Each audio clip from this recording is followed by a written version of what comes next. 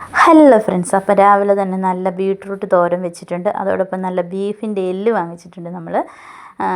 ബീഫിൻ്റെ എല്ലാകുമ്പം നല്ല ടേസ്റ്റാണ്. നമുക്ക് അങ്ങനെ ഒന്ന് തോന്നി ഇടയ്ക്കൊക്കെ ഞങ്ങൾ വാങ്ങിക്കുന്ന അതിൽ കുറച്ചെടുത്ത് ഞാൻ കറി വെച്ചു ഉച്ചക്കത്തേന്. അപ്പം ബീട്രൂട്ട് തോരന്, എല്ല് കറി, ചോറ് ഉച്ചക്കത്തേന് അതൊക്കെ ധാരാളം മതി. നമുക്ക് നല്ല സൂപ്പറായിട്ട് ചോറുണ്ണാം, കുശാലായിട്ട് ചോറുണ്ണാം.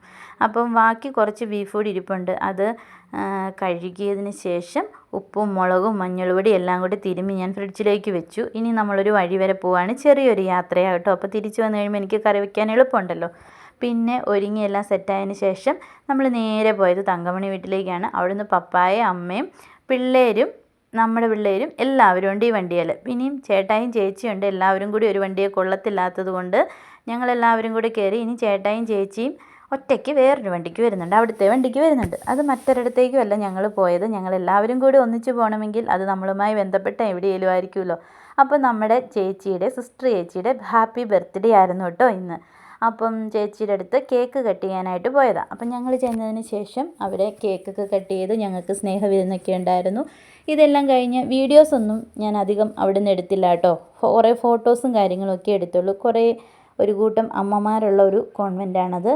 അവിടെ നമ്മളങ്ങനെ വീഡിയോസൊക്കെ എടുക്കുന്ന ഒരു മോശം പ്രവൃത്തിയായിട്ട് എനിക്ക് തോന്നി. അപ്പോൾ ഫോട്ടോസും കാര്യങ്ങളൊക്കെ എടുത്തിട്ട് നമ്മൾ തിരിച്ചു പോന്നിട്ട് വീട്ടിൽ വന്ന് നമ്മുടെ തട്ടകത്തിലേക്ക് കയറി. ഉച്ചക്കത്തെ കറിയൊക്കെ ശകലം ഇരിപ്പുണ്ട്. പിന്നെ കുക്കറിനകത്ത് ബാക്കി വെച്ചിരുന്ന എല്ല് കറി നമ്മളങ്ങ് എല്ല് വേവിച്ച് നന്നായിട്ട് എടുത്തു. ഇനി കറിക്ക് ആവശ്യമായിട്ടുള്ള ഇൻഗ്രീഡിയൻസ് എല്ലാം ചേർത്ത് സവോള, ഇഞ്ചി, പച്ചമുളക് എല്ലാം നന്നായിട്ട് വഴറ്റി പൊടികളും ചേർത്ത് നമുക്കിത് കറിയാക്കി സെറ്റാക്കാവേ.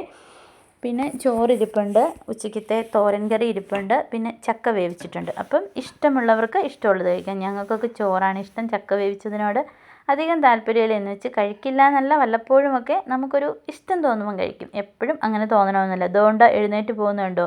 ഇതൊന്നും എനിക്കൊന്നും അല്ല, നിസ്സാരം എന്ന് പറഞ്ഞാണ് പോകുന്നത്. ഓട്ടത്തിനും കളിയിലും ആയതുകൊണ്ടാണ്, അല്ലെങ്കിൽ കാണാമായിരുന്നു ഇപ്പോൾ ഇവിടെ കാറി മറിക്കുന്നത്. അപ്പം നമ്മുടെ കറി ഏറെക്കുറെ സെറ്റായിട്ടുണ്ട്. ഇനി നന്നായിട്ടൊന്ന് തിളച്ച് വന്ന് കഴിയുമ്പോഴത്തേനും കുറച്ച് കറിവേപ്പിലയും കൂടെ ഞാൻ പുറമേ തൂകും.